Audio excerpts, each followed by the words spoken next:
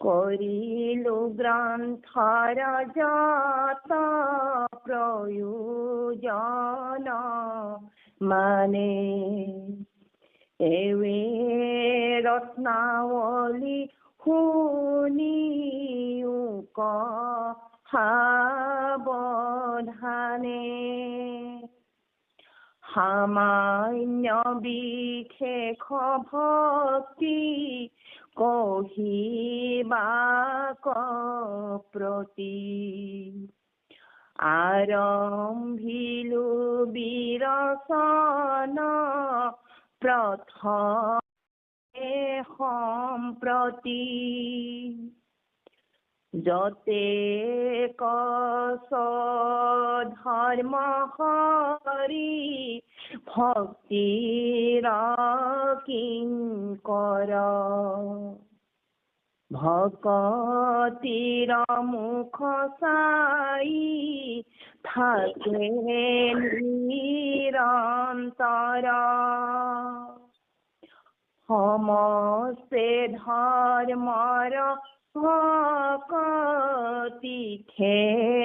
মুখ্য ফল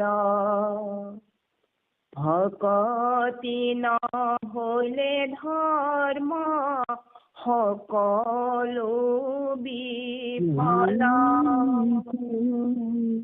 তাকেহে পৰম ধৰ্ম বুলিয়া নিশ্চয় জাত সন্তে মাধৱত ভকতি মিলয়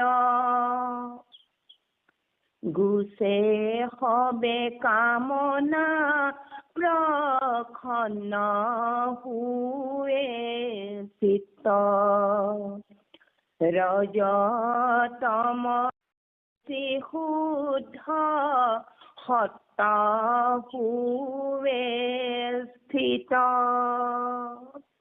কৃষ্ণ দেউতা ভগৱন্ত বাসুদেৱে ভক্তি যিটো কৰে মিলে বিষয়ত তাৰ বৈৰাগ্য সত্তৰে বেদ হিৰু ৰত্ন মন্ত্ৰে যাহাক প্ৰকাশে হেন তত্ত্ব জ্ঞান আখি মিলে প্ৰয়াসে কৃষ্ণ কৃষ্ণ মাধৱ মাধৱ মাধৱ আমাৰ জন্ম সেৱাৰ থলী আজি নামামৃত সন্ধানী সত্ৰত সমবেত হৈ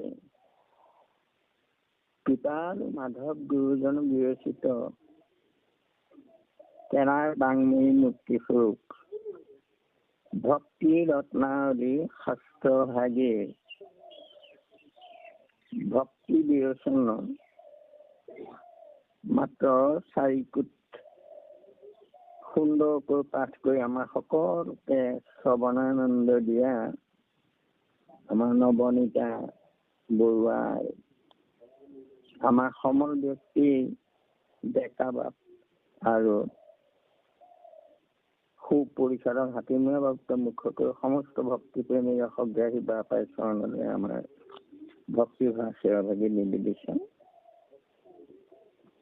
এয়া বিষ্ণুপুৰী সন্যাসীৰ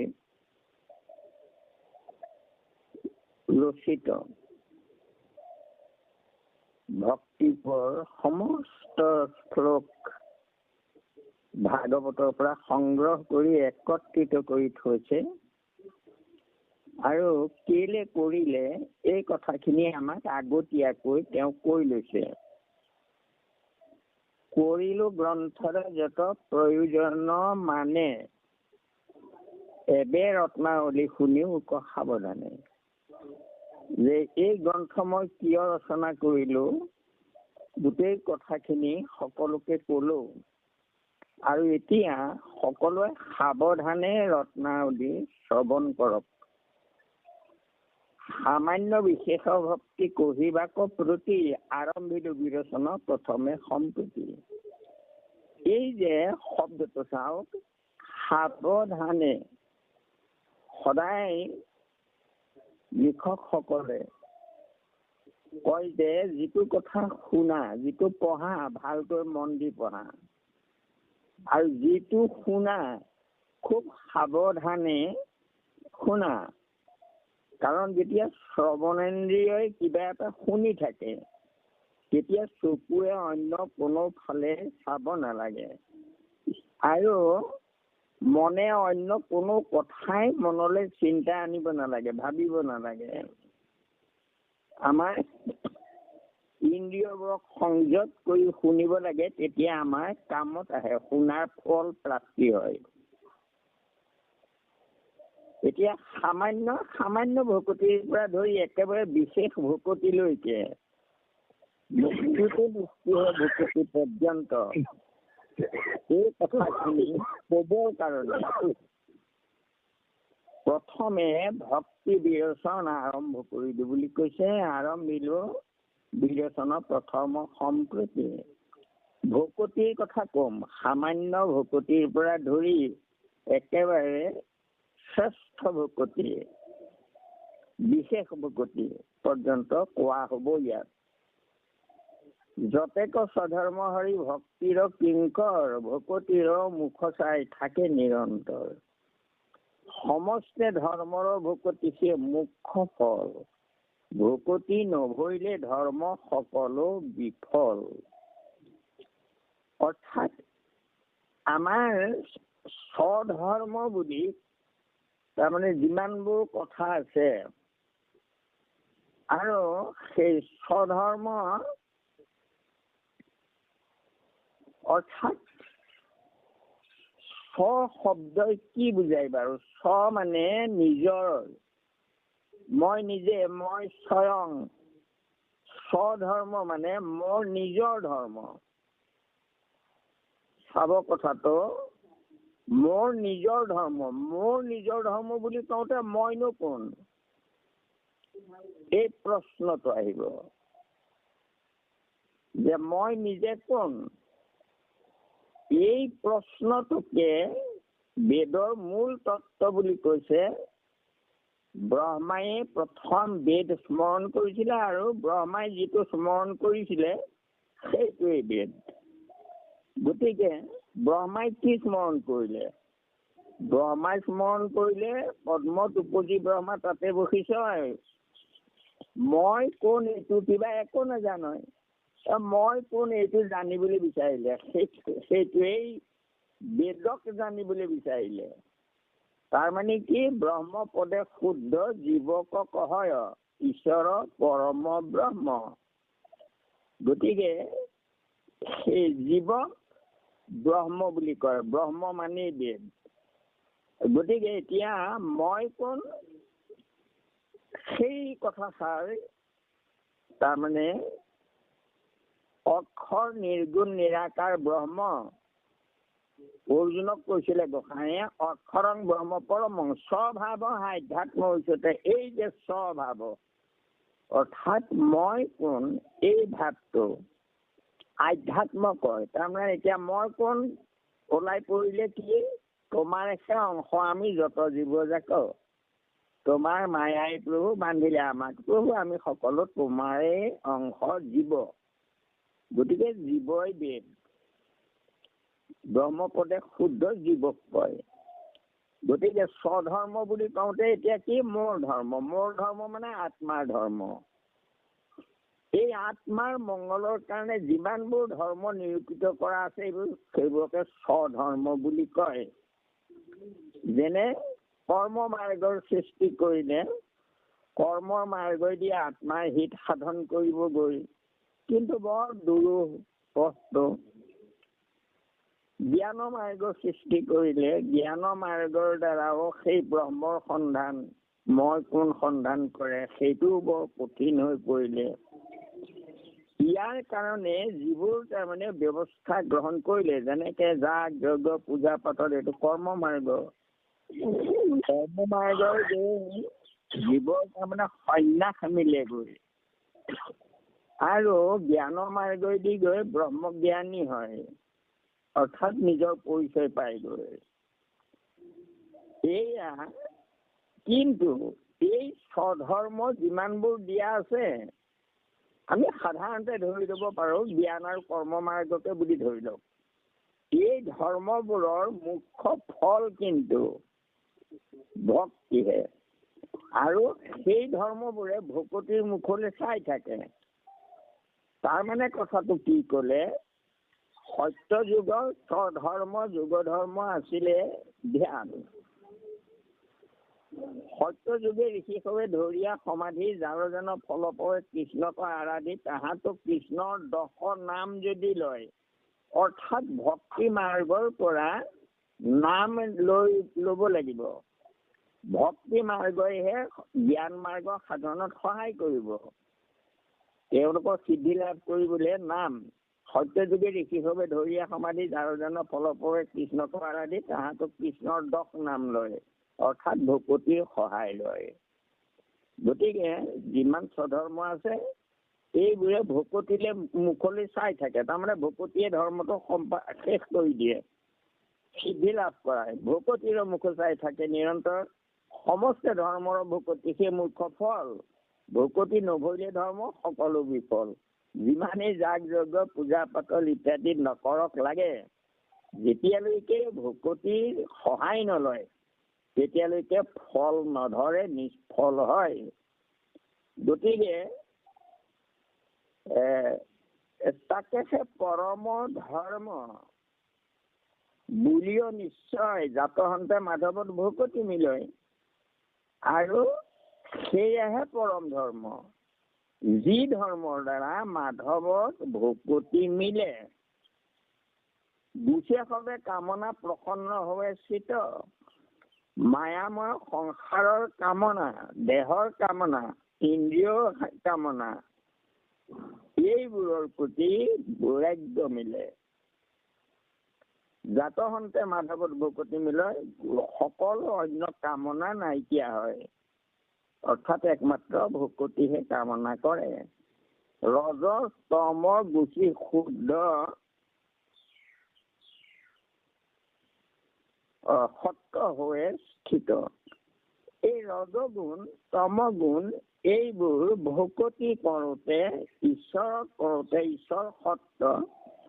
গতিকে ব্ৰহ্মা ৰজ আৰু তমগুণ এওঁ বিষ্ণু সত্য। গতিকে তম আৰু ৰজগুণ এই দুটা গুচি যায়, সত্য গুণ আমাৰ উপস্থিত হয়। ভগৱন্ত বাসুদেৱে ভক্তি যিটো কৰে মিলে বিষয়ততাৰ বৈৰাগ্য সত্তৰে। যিজনে ভগৱন্তত ভকতি কৰে তেওঁৰ বৈৰাগ্য সত্তৰে মিলে। তাৰমানে কি কৈছে কথাটো, অন্যবোৰৰ প্ৰতি আশা নথকা হয়, বিৰাগ আহে। সংসাৰতে থাকে কিন্তু তেওঁ তাৰ প্ৰতি লোভ নাই, মোহ নাই, সেয়া বৈৰাগ্য কয়। তাৰমানে বিষয়তে থাকে, সংসাৰতে থাকে, কিন্তু তাৰ প্ৰতি অনুৰাগ নাই, বিৰাগ বৈৰাগ্য হয়। কৰিব লাগে কাৰণেহে কৰে, এনেকুৱা। সেইটোকে কয় বৈৰাগ্য মিলে, বিষয়ত বৈৰাগ্য মিলিব তেওঁৰ। বেদশিলু ৰত্ন মন্ত্ৰে যাহাক প্ৰকাশে, অৰ্থাৎ বেদশিলু ৰত্ন উপনিষদৰ মন্ত্ৰবোৰে যাক প্ৰকাশ কৰিছে। সৰ্বশ্ৰুতি শিৰুৰত্ন ভাগৱত, এই ভাগৱতে বেদৰ শিৰুৰত্ন মন্ত্ৰ ভাগৱতেই নিৰূপিত হৈ আছে। বেদ শিৰু ৰত্ন মন্ত্ৰে যাহাক প্ৰকাশে, যাক প্ৰকাশ কৰিছে ভাগৱতে, হেন তত্ত্ব জ্ঞান আশী মিলে অপ্ৰয়াসে। ভকতি কৰাৰ লগে লগে কোনো কষ্ট নকৰাকৈ তত্ত্ব জ্ঞান আহি মিলেহি। তত্ত্ব জ্ঞান মানে কি?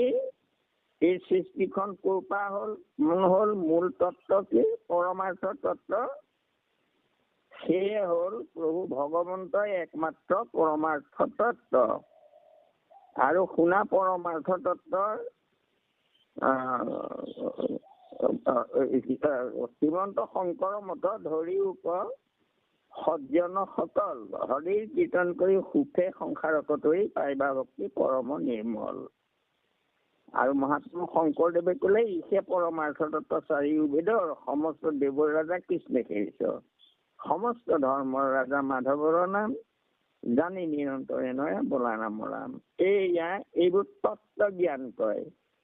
সৃষ্টিৰ তত্ত্ব কি, মূল তত্ত্ব কি, ক'ৰ পৰা সৃষ্টিখন হ'ল, এই সকলোকে ব্ৰহ্মতত্ত্ব বুলি কয়।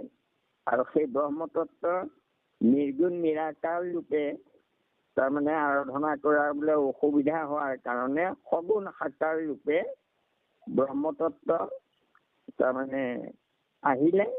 আৰু সেই কৃষ্ণই নিজে কৈ দিলে ময়ে সকলো তত্ত্ব মোৰ পৰাই হ'ল। ময়ে তত্ত্ব ৰূপে সখী জানি মুখত উৰিয়া গৌৰৱৰ দুখ শোক অন্তকালে গৈয়া আমাত হৈ প্ৰৱেশ হওক।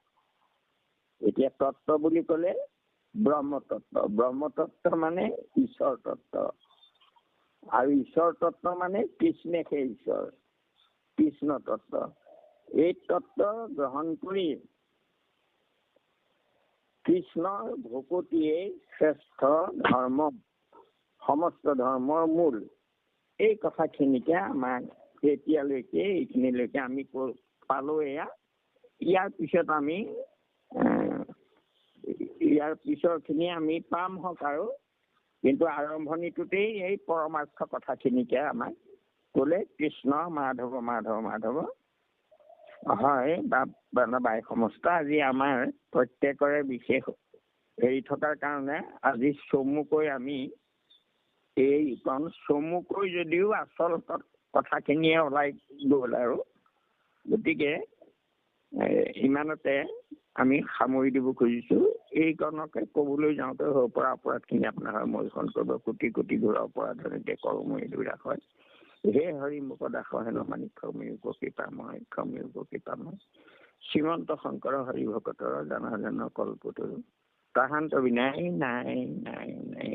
আমাৰ পৰম গুৰু, আমাৰ পৰম গুৰু, আমাৰ পৰম গুৰু কৃষ্ণ। শুন তুমি হেৰি দোহাই দি পেলাই ভগৱন্ত বাসুদেৱে ভক্তি যিটো কৰে মিলে বিষয়ত তাৰ বৈৰাগ্য